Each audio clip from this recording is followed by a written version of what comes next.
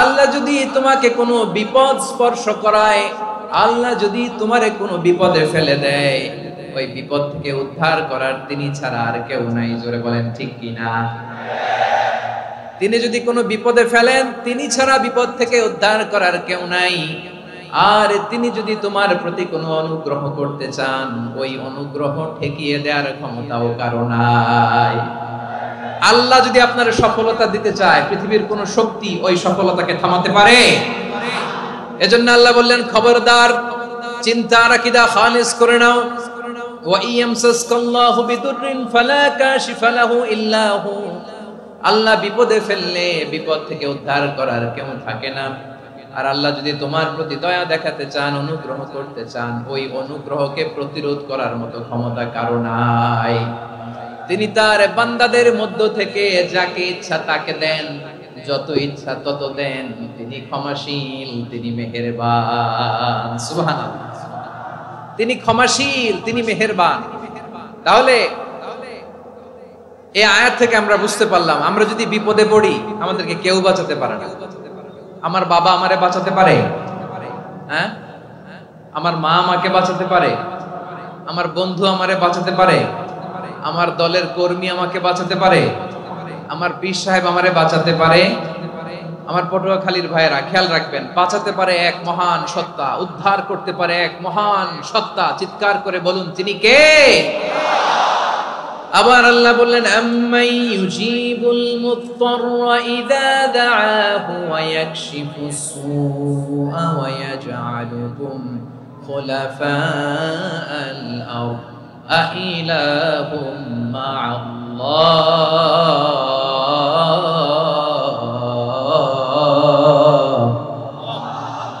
ক্বালিলাম মা তাযাক্কারুন। রব্বুল আলামিন বলেন, বিপদে পড়ে কাতর কণ্ঠে চিন্তাগ্রস্ত হয়ে যখন কেউ ফরিয়াদি হয়ে আল্লাহর ডাকে হাত তোলে, তখন এই ব্যক্তির ডাকে সাড়া দেয় কে? সবাই বলুন। কাতর কণ্ঠে বিপন্ন অবস্থায় আপনি যখন কেঁদে কেঁদে হাত তুলে আপনার দুঃখের কথা জানান, আপনি যখন ডাকেন তারে, তখন আপনার ডাকে সাড়া দেয় কে? আল্লাহ বলে, আমি সাড়া দেই। তোমাদের বিপদকে মুক্ত করে দেয় কে? ওই আল্লাহর সাথে কোন উপাস্য আছে নাকি? কিন্তু খুব অল্প সংখ্যক লোকই তোমরা উপদেশ গ্রহণ করো। কথাটা কার? তাহলে বিপন্ন মানবতা যখন কাঁদে, মানুষ যখন বিপদে পড়ে নিরুপায় হয়ে ফরিয়াদ করে, তার ডাক শোনার কেউ নাই একজন ছাড়া। চিল্লায় বলেন তো, তিনি কে? এজন্য আমরা ফরিয়াদের হাত কার দিকে তুলবো? প্রিয় পটুয়াখালী, বলেন, ফরিয়াদের দুটো হাত আমরা কার দিকে তুলবো? এবং খেয়াল রাখতে হবে, মাথার সাথে সেট করে নিতে হবে, আল্লাহ ছাড়া আমাকে উদ্ধার করার কেউ নাই। এই পৃথিবীতে কেউ আপন না। প্রিয় ভাইরা, বিপদে পড়লে বোঝা যায় কেউ আপন না। আপন শুধু একজন মহান সত্তা। তিনি কে? এটা কি আপনারা খেয়াল রাখতে পারবেন? হ্যাঁ, বিপদে আপদে কেউ আমাদের বাঁচাতে পারে না, তরাতে পারে না, মুক্তি দিতে পারে না, উদ্ধার করতে পারে না, একমাত্র আমার প্রভু ছাড়া, আল্লাহ ছাড়া। চিল্লায় বলেন ঠিক কিনা? এবং প্রিয় পটুয়াখালীর ভাইয়েরা, মাথার সাথে এটা সেট করে নিতে হবে যে আমাদের পুরো জীবনটাই পরীক্ষা। পুরো জীবনটাই কি? The life is a test. পুরো জীবনটাই পরীক্ষা। এই জীবনে বিপদ আসবে, আপদ আসবে, পরীক্ষা আসবে, সবার জীবনে এটা থাকে। এক একজনের পরীক্ষা এক এক রকম। আমার পরীক্ষা এক রকম, মাসুদ ভাইয়ের পরীক্ষা এক রকম, চৌধুরী সাহেবের পরীক্ষা এক রকম, আপনার পরীক্ষা এক রকম, ওনার পরীক্ষা আবার আরেক রকম। পুরো পৃথিবীটাই পরীক্ষা ক্ষেত্র। সবাই পরীক্ষা দিচ্ছি, কিন্তু কারো পরীক্ষা প্রশ্নের সাথে কারোটার মিল নাই। সুবহানাল্লাহ পড়বেন না? পুরোটাই পরীক্ষা ক্ষেত্র, সবাই পরীক্ষার্থী, কিন্তু প্রশ্নপত্র একটার সাথে আরেকটা মিলে না। One doesn't match the other. একজনেরটার সাথে আরেকজনেরটা মিলে না। কাউকে আল্লাহ তাআলা ধনী বানিয়ে পরীক্ষা করেন। কি বানিয়ে? কথা কি বুঝতেছেন নাকি কষ্ট হচ্ছে? কষ্ট হচ্ছে আপনাদের? কাউকে আল্লাহ ধনী বানিয়ে পরীক্ষা করেন, আবার কাউকে আল্লাহ তাআলা গরিব বানিয়ে পরীক্ষা করেন, কাউকে আল্লাহ অসুস্থ বানিয়ে পরীক্ষা করেন। কেউ দেখবেন যে দুরারোগ্য ব্যাধিতে আক্রান্ত, ডাক্তার বলেছে আর সময় নাই, দুরারোগ্য ব্যাধি, ক্যান্সার, যার নেই কোনো অ্যান্সার, তার জন্য পরীক্ষা হচ্ছে এই রোগ। আরেক লোক দেখবেন তার আবার রোগ বালাই নাই, মাশাআল্লাহ, তাকে আল্লাহ তাআলা আর্থিক দৈন্যতা, দারিদ্রতা দিয়ে পরীক্ষা করছেন। এরকম আছে না নাই? টাকা পয়সা নাই, দিন আনে দিন খায়, যা আছে তাতে চলে না, এটা তার জন্য পরীক্ষা। আবার আরেক শ্রেণীর লোক দেখবেন তাকে আল্লাহ অসুস্থতাও দেয় নাই, দারিদ্রতাও দেয় নাই, তার দাম্পত্য জীবনের সমস্যা আছে না নাই? স্ত্রী কথা শোনে না, অথবা ছেলে মেয়ে কথা শোনে না। তাহলে পরীক্ষা সবার জীবনে আছে, এক একজনের পরীক্ষাটা এক এক রকম। আল্লাহ তাআলা দেখতে চায় যে এই পরীক্ষার সময় আমরা কিরকম রেসপন্স করি, how to deal with the test, কিভাবে এই বিপদ আপদ পরীক্ষাগুলোকে আমরা হ্যান্ডেল করব, ডিল করব, এটা হচ্ছে আজকের আলোচনার বিষয়। বুঝতে পেরেছেন সবাই আমার প্রিয় ভাইরা? তাহলে পরীক্ষাময় আমাদের জীবন, বিপদ আপদ পরীক্ষা, এটা মানুষের পিছু ছাড়ে না, সবার জীবনে পরীক্ষা আছে। নবীদের জীবনেও পরীক্ষা ছিল। সাহাবারা জিজ্ঞেস করেছেন, ইয়া রাসূলুল্লাহ, আইয়ুন নাসি আশাদ্দু বালাআন ফিদ দুনিয়া, এই দুনিয়ার বুকে কাদের পরীক্ষা সবচেয়ে বেশি? বিশ্বনবী বলেছেন, আল আম্বিয়া, এই পৃথিবীতে সবচেয়ে বেশি পরীক্ষা আল্লাহ তাআলা নিয়ে থাকেন নবীদের। কাদের? নবীদের। সুম্মাল আমসাল ফাল আমসাল, এরপরে নবীদের পরের স্তরে যারা, তাদের পরীক্ষা। এরপরে তাদের পরের স্তরে যারা, তাদের পরীক্ষা। সিদ্দিকীনদের, শুহাদাদের, সালিহিনদের, আল্লাহওয়ালাদের। যার ঈমান যত মজবুত তার জীবনে পরীক্ষাও তত বেশি। চিল্লায় বলেন ঠিক কিনা? তাহলে মুমিনরা, বিশ্বাসীরা, আমরা কি পরীক্ষা বিপদ আপদে ভয় পাই? হ্যাঁ, বিপদ দেখলে ভয় লাগে আপনাদের? ভয় লাগে? হ্যাঁ, না, মুমিনরা বিপদে ভয় পায় না, তারা হতাশ হয় না, সুবহানাল্লাহ, তারা নিরাশ হয় না। বিশ্বাসীরা হাল ছেড়ে দেয় না, তারা ভরসা রাখে একজনের উপর। চিল্লায় বলতে হবে তিনি কে? কারণ মুমিন জানে the grief isn't permanent, the test isn't permanent, the struggle in our life isn't permanent. আমাদের জীবনের দুঃখ, কষ্ট, স্ট্রাগল, এগুলো পার্মানেন্ট নয়। after every difficulties there is an ease, সব কষ্টের পরেই একটা সুখ আছে না নাই?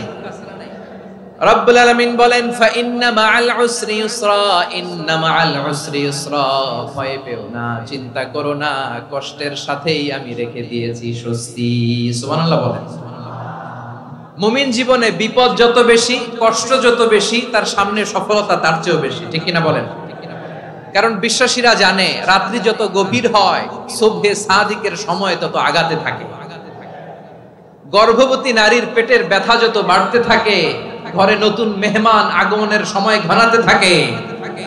মুমিনদের উপর বিপদ, অত্যাচার, আপদ, পরীক্ষা যত বাড়তে থাকে, কালেমার পতাকা উড্ডয়নের সময় কাছে আসতে থাকে। বিশ্বাসীদের এগুলো হিসাব মিলানো অনেক আগে, এগুলো অনেক আগে হিসাব মিলানো। দুঃখের আধার শেষে সুখের আলো মিটি মিটি হাসে। চিল্লায় বলেন ঠিক কিনা?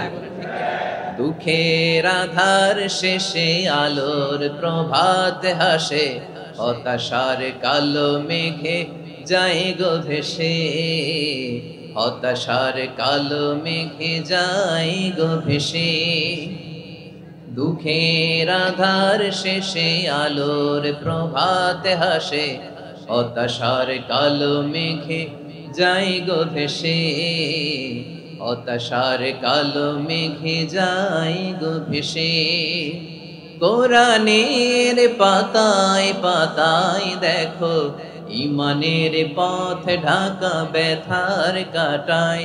কোরআনের পাতায় পাতায় দেখো, ঈমানের পথ ঢাকা ব্যথার কাটায়। ভেঙে পড়ো না কভু হতাশ হয়ে, ভেঙে পড়ো না কভু হতাশ হয়ে। জ্বলে পুড়ে খাঁটি সোনা হও গো শেষে, জ্বলে পুড়ে খাঁটি সোনা হও গো শেষে। দুঃখের আধার শেষে আলোর প্রভাত হাসে, হতাশার কালো মেঘে যায় গো ভেসে, হতাশার কালো মেঘে যায় গো ভেসে। ঠিক কিনা বলেন? দুঃখ যত বেশি, পরীক্ষা যত বেশি, কষ্ট যত বেশি, সুখের সময় তত কাছাকাছি চিল্লায় বলতে হবে, ঠিক কিনা? এজন্য মুমিন জীবনে পরীক্ষা বেশি, মুমিনদের হতাশা নাই। মুমিনরা নিরাশ হয় না, হতাশ হয় কাফিররা। মুমিনরা কখনো হাল ছেড়ে দেয় না, মুমিনরা ভরসা রাখে একজনের উপর, তিনি কে? তাহলে আমার প্রিয় পটুয়াখালীবাসী, বিপদ থাকবে, পরীক্ষা থাকবে, এই বিপদ থেকে আমাদেরকে উদ্ধার করবেন একজন, তিনি কে? আমরা শুধু আল্লাহর উপরই ভরসা রাখবো। রাজি আছেন তো? চাইবো একজন সত্তার কাছে, আওয়াজ করে বলুন, তিনি কে? একজন সত্তার কাছে চাইবে। বিশ্বনবী ওনার চাচাতো ভাই আব্দুল্লাহ ইবনে আব্বাস রাদিয়াল্লাহু তাআলা আনহুকে বললেন, ইয়া আব্দুল্লাহ ইবনে আব্বাস, হে আব্দুল্লাহ ইবনে আব্বাস, ইদা সাআলতা ফাসআলিল্লাহ, যখন চাইবে আল্লাহর কাছে যাও। ও আব্দুল্লাহ, যখন চাইবা আল্লাহর কাছে চাও। ওয়া ইদা ইসতাআনতা ফাসতাইন বিল্লাহ, যখন সাহায্য চাইবা আল্লাহর কাছে ফরিয়াদ করো। জেনে রেখো ও আব্দুল্লাহ, ওয়া'লাম আন্নাল উম্মাতা লাউ ইজতামাআত আলা আন ইয়ানফাউকা বিশাইইন লাম ইয়ানফাউকা ইল্লা বিশাইইন ক্বাদ কাতাবাহু আল্লাহু লাক। ও আব্দুল্লাহ, জেনে রেখো, মনে রেখো, গোটা বিশ্বের সবাই মিলে যদি তোমার উপকার করতে চায় ততটুকুই তারা করতে পারবে যতটুকু আল্লাহ তোমার নসিবে সেটা লিখে রেখেছে, ঠিক কিনা বলেন? আর যদি গোটা বিশ্বের সবাই মিলে তোমার বিরুদ্ধে কনস্পাইরেসি করে, ষড়যন্ত্র করে, গোটা বিশ্বের সবাই মিলেও যদি তোমার ক্ষতি করতে চায় ততটুকুই শুধু পারবে যেটা আল্লাহ তোমার জন্য বরাদ্দ রেখেছে। যতটুকু আল্লাহ তাআলা তোমার জন্য বরাদ্দ রেখেছে অতটুকুই ক্ষতি করতে পারবে, আর এক চুল বেশিও করতে পারবে না, কমও করতে পারবে না। চিল্লায় বলেন, ঠিক কিনা? এজন্য আমরা চাইবো কার কাছে? সবাই বলেন নাই, আওয়াজ করে বলেন, কার কাছে? সব সময় আমরা আল্লাহর কাছে চাইবো, বিপদে আপদে, সুখে দুঃখে, সচ্ছল অবস্থায় অসচ্ছল অবস্থায়, পরাজয়ের সময় বিজয়ের সময়, সব সময় আমরা ভরসা রাখবো কার উপর? সবাই বলুন। একদল লোক আছে যারা বিপদে পড়লে আল্লাহরে ডাকে, আছে না নাই?